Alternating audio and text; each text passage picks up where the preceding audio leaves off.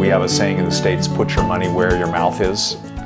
There's a lot of poetry right now and a lot of good things about these Sustainable Development Goals. What sort of investments are people going to make? So, with that sort of in place, I would say for JRS, I would want to say two particular challenges and opportunities for us. Education is clearly a part of making things sustainable. So how does education, as we sort of roll out these goals and try to implement them, education, and I want to say quality education. It's not just, okay, you get educated if you've got a tree and some bushes and you've got some benches there and one textbook for 20 kids.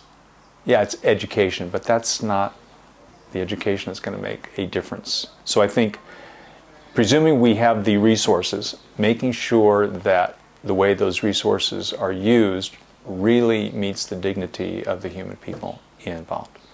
I think the second piece, and I think it's probably true for us and for anybody who is going to be working with people facing in these whole sort of sustainable goals, is in business terms the externalities, the things that we don't have control over. Climate change is certainly one. The whole issue around natural resources is another.